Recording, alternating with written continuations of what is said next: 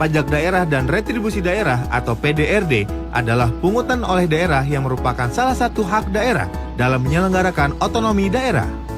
Hak daerah dalam memungut PDRD didasarkan pada jenis pungutan dan ketentuan dalam UU Nomor 28 Tahun 2009 tentang PDRD. Mari kita bahas bersama. Pajak daerah adalah kontribusi wajib kepada daerah yang terutang oleh orang pribadi atau badan yang bersifat memaksa berdasarkan undang-undang dengan tidak mendapatkan imbalan secara langsung dan digunakan untuk keperluan daerah bagi sebesar-besarnya kemakmuran rakyat. Pajak daerah terdiri atas 5 jenis pajak provinsi dan 11 jenis pajak kabupaten atau kota. Terdapat 5 jenis pajak yang dapat dipungut pemerintah provinsi. Terdapat 11 jenis pajak yang dapat dipungut pemerintah kabupaten atau kota. Pajak daerah dan retribusi daerah ditetapkan dengan peraturan daerah. Segala macam dan bentuk pungutan di luar yang ditetapkan dalam peraturan daerah adalah pungutan liar. Penerimaan pajak daerah digunakan oleh pemerintah daerah untuk membiayai penyediaan pelayanan publik secara umum. Namun demikian, sebagian penerimaan pajak daerah dialokasikan untuk membiayai kegiatan yang berkaitan dengan jenis pajak tersebut atau earmark. Contoh, pajak penerangan jalan sebagian dialokasikan untuk membiayai penerangan jalan. Pajak kendaraan bermotor untuk pembangunan dan atau pemeliharaan jalan serta peningkatan moda dan sarana transportasi umum. Dan pajak rokok untuk membiayai pelayanan kesehatan masyarakat. Retribusi adalah pungutan daerah sebagai pembayaran atas jasa atau pemberian izin tertentu yang khusus disediakan dan atau diberikan oleh pemerintah daerah untuk kepentingan orang pribadi atau badan. Terdapat 31 jenis retribusi, terdiri dari 14 jenis retribusi jasa umum, 11 jenis retribusi jasa usaha, dan 6 jenis retribusi perizinan tertentu. Pemanfaatan dari penerimaan masing-masing jenis retribusi diutamakan untuk mendanai kegiatan yang berkaitan langsung dengan penyelenggaraan pelayanan yang bersangkutan. Dalam perkembangannya, terdapat perubahan kebijakan PDRD sejak diterbitkannya Undang-Undang 28 Tahun 2009. Retribusi biaya cetak KTP dan akte catatan sipil dihapus dan tidak dipungut lagi sebagaimana ditetapkan dalam Undang-Undang 23 Tahun 2014 tentang Pemda. Pajak hiburan atas golf dihapus sesuai putusan MK. Sesuai putusan MK, besaran retribusi menara telekomunikasi harus didasarkan pada sebagian atau seluruh biaya yang dikeluarkan Pemda dalam melakukan pengawasan dan pengendalian menara telekomunikasi, bukan dari persentase tertentu atas NJOP. Putusan MK juga mengecualikan alat berat dan alat besar dari kendaraan bermotor. Namun demikian, daerah masih diberikan kewenangan untuk memungut pajak kendaraan bermotor atas alat berat dan alat besar selama 3 tahun, yaitu sampai dengan 10 Oktober 2020. Retribusi izin gangguan tidak dapat dipungut lagi dengan adanya Surat Edaran Mendagri Nomor 500/3231/SJ tanggal 19 Juli 2017 yang isinya meminta Pemda kabupaten atau kota untuk segera mencabut perda terkait dengan izin gangguan dan pungutan retribusinya. Sesuai Perpres 20 tahun 2018, tidak dikenal lagi nomenklatur izin memperkerjakan tenaga asing atau IMTA, diganti dengan dana kompensasi penggunaan tenaga kerja asing atau DKPTKA. Namun, pembayaran DKPTKA tahun kedua dan seterusnya untuk tenaga kerja asing atau TKA yang wilayah kerjanya lintas kabupaten atau kota dalam satu provinsi atau dalam satu kabupaten atau kota harus dibaca dan dipahami sebagai retribusi daerah, sehingga Pemda tidak perlu melakukan revisi perda atas perubahan nomenklatur tersebut dan tetap dapat memungut retribusi perpanjangan IMTA. Terhadap perubahan-perubahan tersebut, peraturan daerah atas pajak dan atau retribusi daerah yang telah dihapuskan berdasarkan undang-undang atau putusan MK dinyatakan tidak berlaku, sehingga pemerintah daerah tidak lagi dapat melakukan pemungutan atas pajak dan atau retribusi yang dimaksud. Pajak daerah dalam hal telah terjadi saat terutang pajak, namun wajib pajak belum memiliki izin, maka pemerintah daerah tetap dapat melakukan pemungutan pajak. Contoh, pengusaha A melakukan pengambilan mineral bukan logam dan batuan atau MBLB meskipun belum memiliki izin dari pemerintah daerah. Namun demikian, karena saat terutangnya pajak MBLB adalah pada saat pengambilan dan atau pemanfaatan, maka pajak MBLB telah terutang. Dengan demikian, pemerintah daerah dapat melakukan pemungutan pajak MBLB sambil tetap melakukan penertiban izin. Insentif pemungutan PDRD. Instansi yang melakukan pemungutan pajak daerah dan retribusi daerah dapat diberikan insentif atas dasar pencapaian kinerja tertentu. Yang dimaksud dengan pemungutan adalah keseluruhan proses mulai dari penghimpunan data subjek dan objek sampai dengan penagihan pajak. Pemerintah sedang menyusun rancangan Undang-Undang Nomor 28 Tahun 2009 tentang pajak daerah dan retribusi daerah. Penyusunan RUU tersebut dilatar belakangi antara lain penyederhanaan jenis pajak daerah, perluasan basis dan objek pajak daerah melalui penyesuaian tarif pajak daerah dan penambahan objek pajak, harmonisasi pengaturan perpajakan daerah dengan peraturan perundang-undangan terkait, penyempurnaan pengaturan administrasi perpajakan daerah, penyederhanaan jenis retribusi daerah dalam rangka peningkatan efisiensi dalam penyediaan pelayanan, menghapuskan pungutan retribusi untuk penyediaan pelayanan umum atau mandatory services. Dengan rancangan kebijakan baru ini, diharapkan pemungutan PDRD menjadi lebih simpel dan dapat dijalankan dengan lebih baik oleh Pemda untuk meningkatkan kemandirian daerah dalam rangka perbaikan layanan publik di daerah. Sampai jumpa di video selanjutnya ya.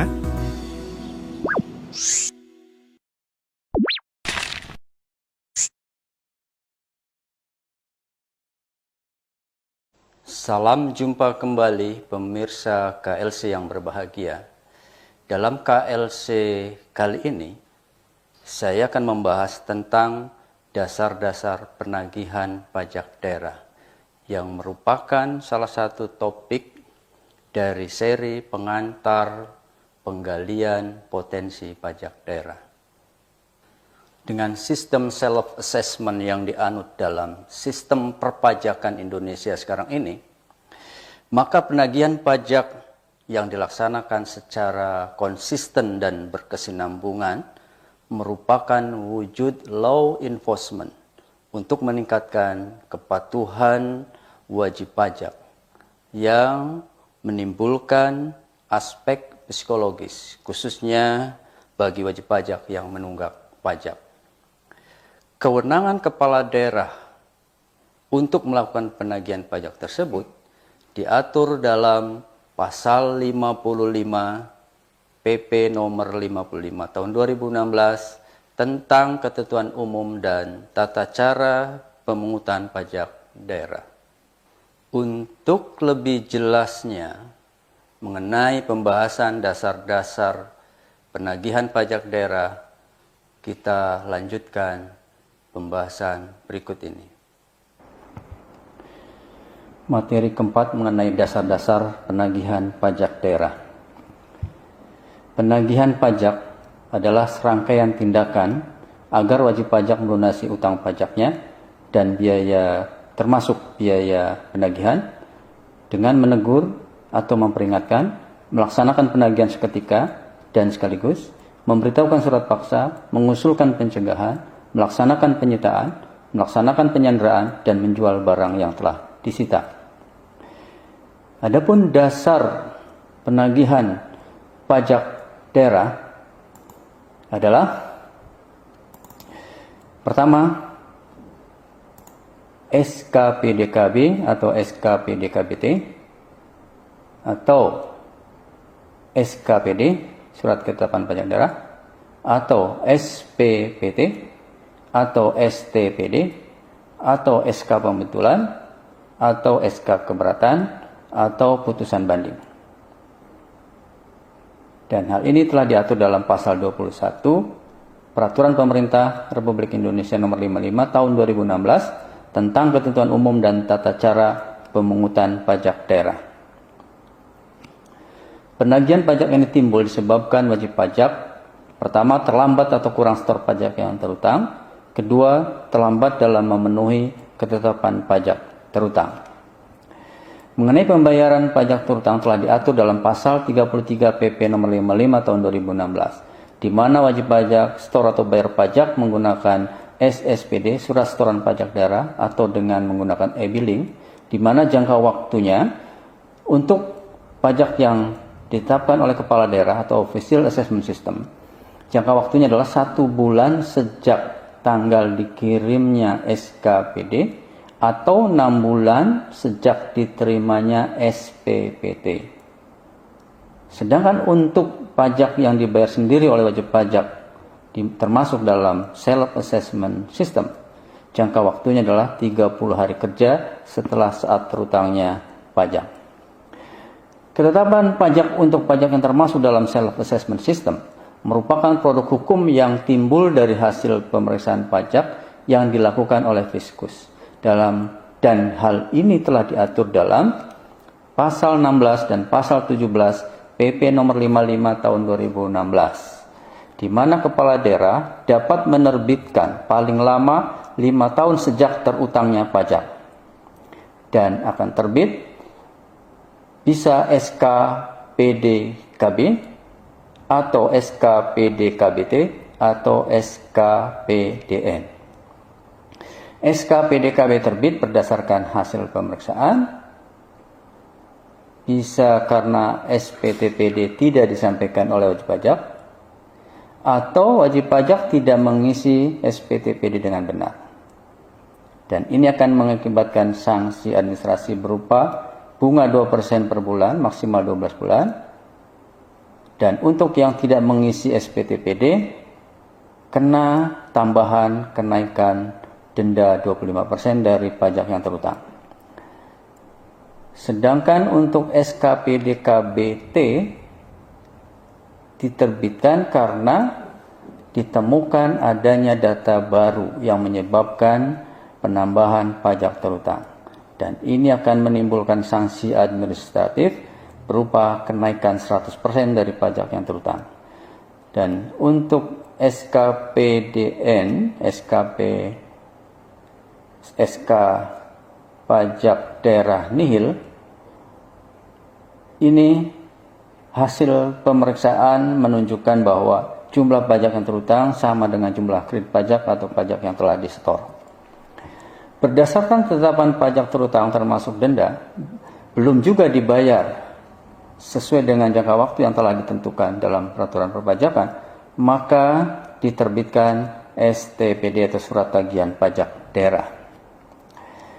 Penagihan pajak daerah telah diatur dalam pasal 19 PP 55 nomor 2016, di mana untuk jenis pajak yang ditetapkan kepala daerah atau Official Assessment System, kepala daerah dapat menerbitkan STPD dalam hal pertama, pajak terutang dalam SKPD atau SPPT tidak atau kurang dibayar.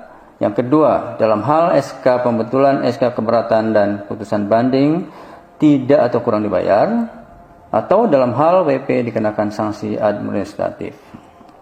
Untuk jenis pajak yang dibayar sendiri atau Self Assessment System, kepala daerah dapat menerbitkan STPD dalam hal pertama, hasil penelitian SPTPD. Yang kedua, SKPDKB, SKPDKBT, SK pembetulan, SK keberatan dan putusan banding tidak atau kurang dibayar. Dan yang ketiga, WP dikenakan sanksi administrasi. Dan hal ini akan timbul jumlah tagihan ditambah bunga 2% sebulan, maksimal 15 bulan. Apabila setelah dilakukan tagihan pajak dengan STPD ini, wajib pajak belum juga membayar, tidak juga melunasi utang pajak terutangnya, maka kepala daerah atau pejabat yang ditunjuk bisa melakukan penagihan dengan surat paksa sebagaimana diatur di dalam pasal 21 PP 55 tahun 2016. Dan penagihan pajak aktif akan dibahas dalam KLC yang akan datang.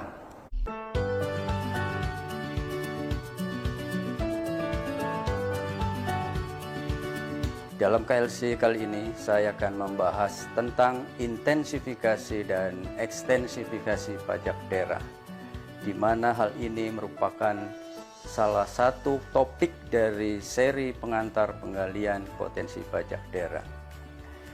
Kita sama-sama memahami bahwa pajak daerah merupakan sumber utama dan pertama pendapatan asli daerah yang sering kita sebut PAD bagi sebagian besar Pemda di Indonesia, dan merupakan komponen yang sangat penting dan strategis dalam struktur APBD, mengingat peranannya dalam membiayai anggaran belanja, pemberian pelayanan publik, dan merupakan tolok ukur dari kemandirian Pemda, khususnya dilihat dari kapasitas fiskalnya.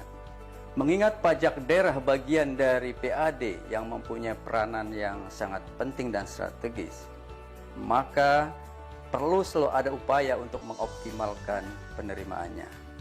Dan salah satu upaya untuk melakukan optimalisasi penerimaan pajak daerah adalah melakukan program intensifikasi pajak dan ekstensifikasi wajib pajak yang akan dibahas selanjutnya. Sebelum membahas bagaimana upaya intensifikasi dan ekstensifikasi pajak daerah, kita pahami terlebih dahulu mengenai pengertian intensifikasi pajak dan ekstensifikasi wajib pajak.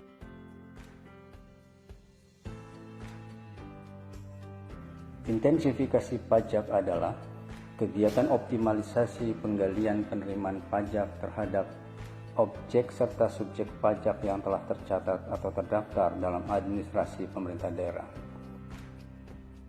Sedangkan ekstensifikasi wajib pajak adalah kegiatan yang berkaitan dengan penambahan jumlah wajib pajak terdaftar dan perluasan objek pajak dalam administrasi pemerintah daerah. Jadi, dalam intensifikasi pajak, optimalisasi penerimaan pajak digali dari objek pajak dan wajib pajak yang sudah terdaftar. Sedangkan ekstensifikasi pajak, optimalisasi penerimaan pajak digali dari objek pajak dan atau dari subjek pajak yang baru. Nah, sekarang bagaimana upaya yang perlu dilakukan baik dalam intensifikasi pajak maupun dalam ekstensifikasi wajib pajak? Ada 3 aspek yang perlu diperhatikan, yaitu 1. Aspek kelembagaan atau organisasi, yang kedua aspek ketatalaksanaan, dan yang ketiga aspek personalia. Dalam aspek kelembagaan atau organisasi, pemerintah daerah perlu melakukan penyesuaian atau perbaikan mengenai struktur organisasi pengelola pajak daerah. Misalkan, membuat struktur organisasi yang semula masih di level bidang atau bagian disesuaikan menjadi badan atau satker tersendiri dalam pengelolaan pajak daerahnya, sehingga kewenangannya akan lebih besar dan lebih optimal. Aspek yang kedua adalah aspek ketatalaksanaan. Dalam aspek ini, pemerintah daerah melakukan upaya pertama, peningkatan penyuluhan kepada masyarakat untuk menumbuhkan kesadaran membayar pajak. Yang kedua, peningkatan sistem pembukuan berbasis teknologi sehingga memudahkan dalam hal pencarian data tunggakan pajak yang pada akhirnya dapat mempermudah penagihannya. Yang ketiga, perbaikan administrasi pungutan maupun operasional yang meliputi penyesuaian administrasi pungutan, penyesuaian tarif, dan penyesuaian sistem tata laksana pungutan. Yang keempat, peningkatan pengawasan dan pengendalian pungutan dengan bekerja sama dengan organisasi perangkat daerah lain dan pengawasan langsung turun ke lapangan. Dan yang kelima, penerapan pemberian sanksi bagi wajib pajak yang tidak taat dalam memenuhi kewajiban perpajakannya. Dan aspek yang ketiga adalah aspek personalia. Aspek ini sangat penting dalam upaya intensifikasi pajak daerah. Dalam aspek ini, pemerintah daerah harus selalu secara berkelanjutan meningkatkan SDM-nya, khususnya SDM pengelola pajak daerah, yaitu dengan cara mengikutsertakan dalam program pendidikan dan pelatihan yang berkaitan dengan pengelolaan pajak daerah, diklat fungsional dan manajerial, serta diklat-diklat keuangan daerah yang terkait lainnya. Nah, sekarang bagaimana upaya ekstensifikasi wajib pajak daerah? Secara umum bisa kita lakukan. Ada dua upaya. Yang pertama, penciptaan sumber-sumber pajak daerah yang baru.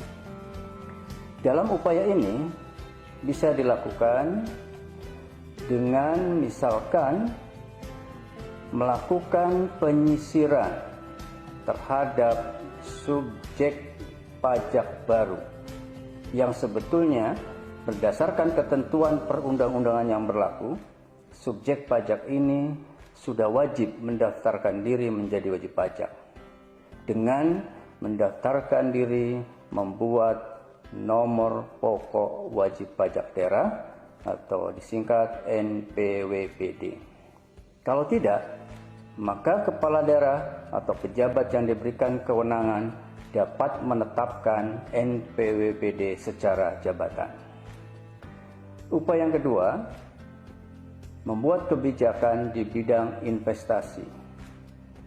Dalam upaya ini perlu dilakukan atau membuat kebijakan investasi kerjasama dengan perusahaan swasta maupun perusahaan daerah, misalkan membuka lahan milik Pemda yang masih menganggur, diciptakan menjadi wilayah bisnis baru, sehingga akan timbul objek pajak baru dan wajib pajak baru. Dan terakhir yang perlu kita bahas adalah mengenai faktor-faktor pendukung dan penghambat dalam pelaksanaan program intensifikasi dan ekstensifikasi pajak. Faktor pendukung dalam program intensifikasi dan ekstensifikasi pajak daerah, yang pertama, peningkatan dari segi organisasi dari level bidang menjadi badan atau satker tersendiri. Ini adalah salah satu upaya untuk peningkatan perbaikan kinerja pengelolaan pajak daerah di dalam rangka menjalankan tugas optimalisasi pajak daerah. Dan faktor pendukung yang kedua adalah jumlah pegawai yang kompeten dalam melaksanakan tugas dan fungsinya di bidang intensifikasi dan ekstensifikasi pajak daerah. Sedangkan faktor penghambat dari pelaksanaan program intensifikasi dan ekstensifikasi pajak daerah antara lain, yang pertama, peraturan yang ada belum lengkap untuk mendukung optimalisasi pemungutan pajak daerah. Yang kedua, perangkat SDM belum tersedia secara lengkap atau masih kurang.